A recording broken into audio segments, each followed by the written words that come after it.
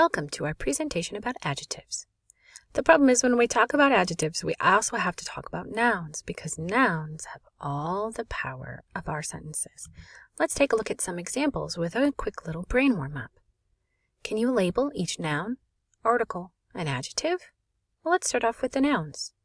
You have la belle-sœur, méchante, embrasse une grenouille laide. So our nouns are the things, the persons or the objects or the places or ideas. We have a belle-sœur, a stepsister, and a grenouille as our nouns. So the nouns here are affecting several things, the articles, the verbs, and the adjectives. So the article, the, for stepsister, is feminine because stepsister is a feminine object, as well as evil. The noun also affects the verb. It is conjugated for kisses instead of to kiss or just kiss, because she kisses, not she kiss. Finally, the object of our sentence after our subject, adjective, verb, the object of our sentence, the thing getting affected by the kiss, is a frog. Grenouille is feminine in French, so the article, a, is feminine, and the adjective, laide, is feminine. So again, when we talk about our adjectives, we have to talk about nouns and everything else the noun uses, because the nouns have all the power in the sentence. The nouns or the subject nouns are going to change how we conjugate our verbs, and we have seen this a lot with the verb to be. If we take a look at some examples, each of our sentences is structured with a subject, the verb être, and an adjective. So, I am instead of I to be. You are, Elmo is, we all are. All of our verbs match the subject pronouns, or the subjects. Our adjectives as well have to match. So because je suis gentille and I'm a girl has to be feminine. Similarly, tu es intelligent, maybe you are just a male and you're masculin. When I have a group of people that can be masculine and feminine, I will have to revert to the masculine form if there's at least one male in the group. So an is. But if I know that it's all females, I can make the adjective feminine by adding an es. At this point, you're probably going, wait a minute, I can't remember how to make adjectives feminine and masculine. Well, let's do a quick review. Most adjectives follow this pattern, where the masculine form is the default form. And notice how the ones in yellow are yellow because they are used the most often.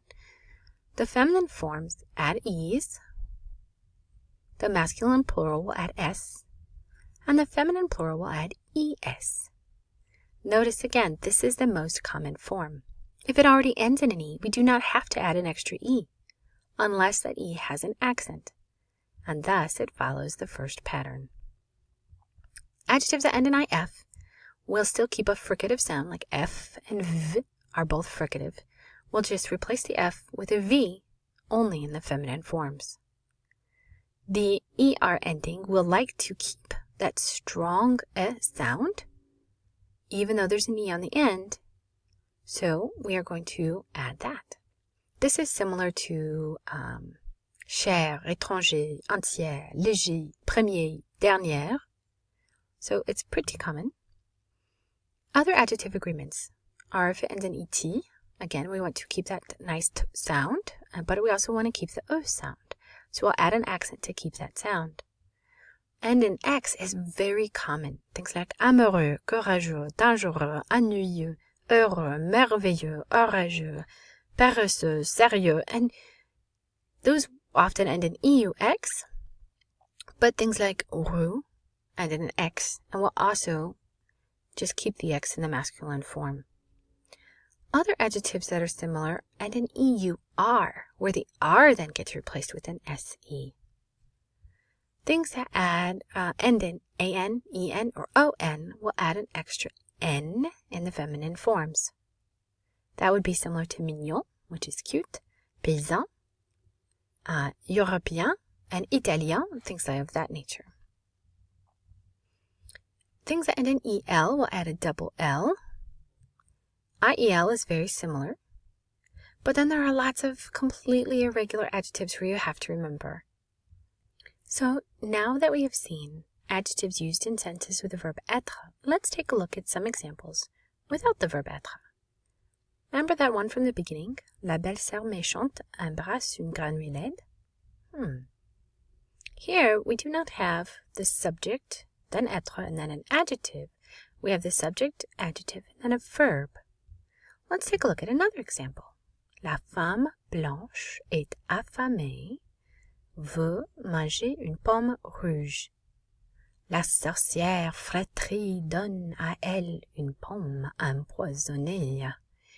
Now notice here, we're not using the verb être, so we're going to want a whole almost phrase here having to do with the noun and the adjective. Notice we will need an article, a noun, and an adjective, and in this order.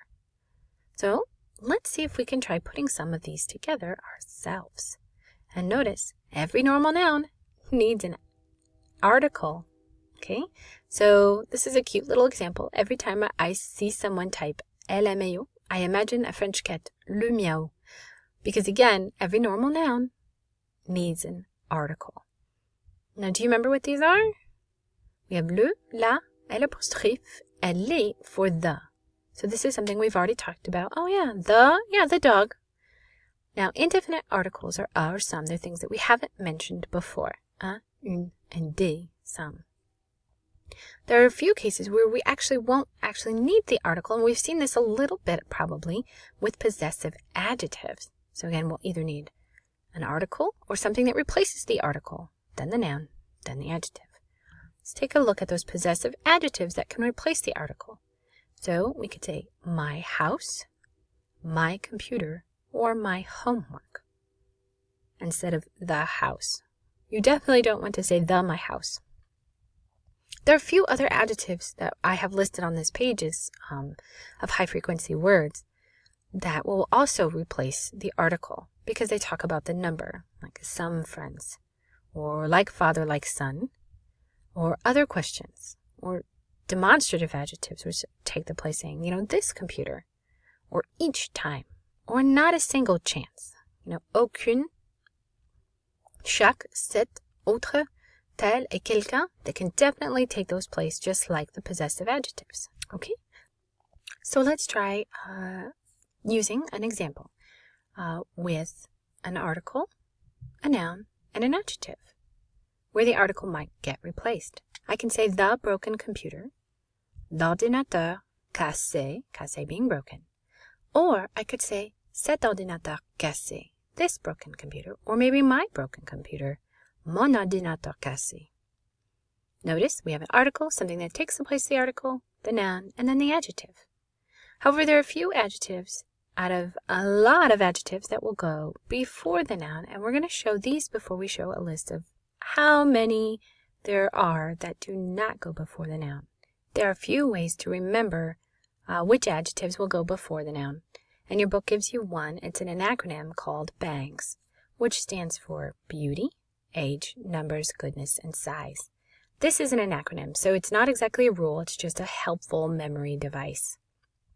So, for example, there's an adjective of jolie, which is pretty, which has to do with beauty, and another one, beau and belle, which I'm not sure why I forgot to put on here, but those both have to do with beauty, and they both go before the noun. However, not every single adjective that has to do with beauty is going to be placed before the noun. A lot of them are going to go after.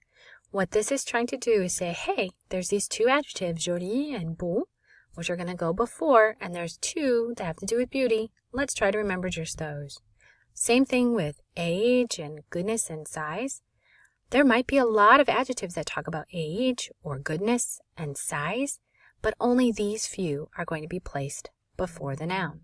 Let's pronounce them really quick. Jolie, don't forget beau or belle, jeune, nouveau, ancien, vieux, premier, dernier, bon, gentil, mauvais, meilleur, gros, gras, petit.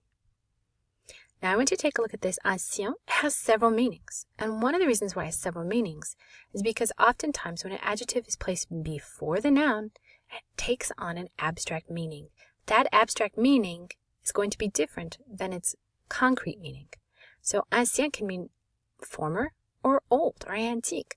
So I can have un ancien professeur, a former professor, or un professeur ancien, an old professor. I can have a curieux étudiant, a strange student, or un étudiant curieux, an inquisitive student.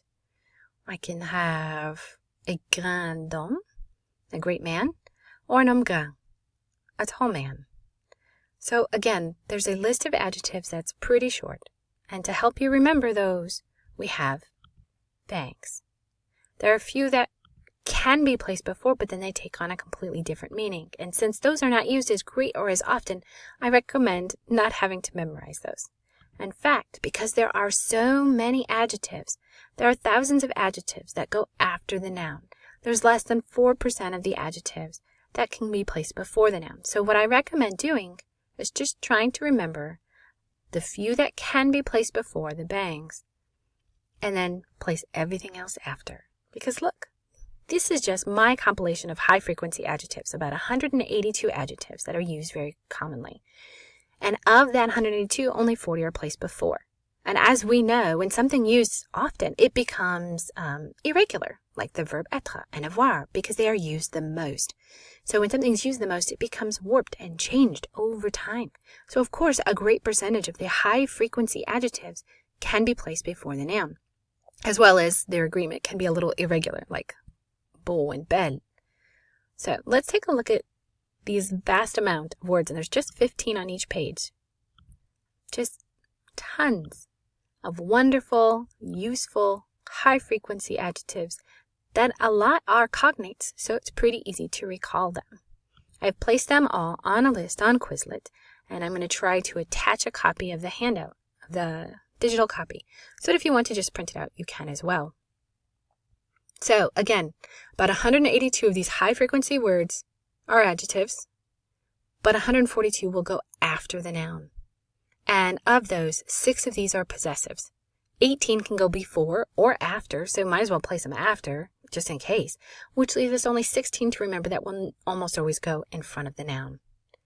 So, how do you feel? Do you feel like you're ready to write a phrase using either an adjective, using an article, or something that replaces the article? Putting together either a bangs adjectives or just the noun and then any other adjective? Sometimes that can seem daunting. Sometimes it's really hard to recall what all those adjectives are. So what I like to do instead of sometimes just remembering bangs is trying to find something interesting that will help me remember those phrases. So I love memes. So you might see those often. One here is, j'ai vu Titanic, mon acteur préféré c'était l'iceberg. Again, our noun and then our adjective. Hearing those adjectives coming after the nouns as often as we can, like in music and memes, really helps us. Or perhaps if you want to only memorize the ones that have the adjectives that go before the noun, that's an even better idea. So, l'optimisme est la meilleure façon de voir la vie. Je vole. So, optimism is the best way to see life. Best way. Meilleure façon. Adjective, noun. Petite amie, boyfriend. C'est ton tour à faire le ménage ce soir? Le dîner est servi. So again, boyfriend, it's your turn to cook tonight. Bon, dîner est servi. La première fois. La dernière fois. These lovely ways to help you recall information, as long as they're interesting to you, let's find them. Sometimes those cute little sayings on calendars, like several people will enter and leave our lives, and only those true friends will leave an imprint on our hearts. Well, here we have those abstract meaning of true friends. It's not that they're truthful or honest, it's that they are true to you. And then quantity, several friends, plusieurs personnes, or several people. Si tu fais de nouveaux amis, new friends, again, adjective then noun. N'oublie pas les anciens. Again, they would put amis after that. Mauvais ta mère, ta fils, chaque fois. And mauvaise famille. Memorizing these will help us recall that this goes before the noun. And something I might say to my kids when they tell me stories, ton histoire n'a aucun sens, has no sense. So I hope this helps you recall the information. If bangs works for you, do it. If finding a picture works for you, then do that too. If you have questions, let me know. But hopefully that was helpful.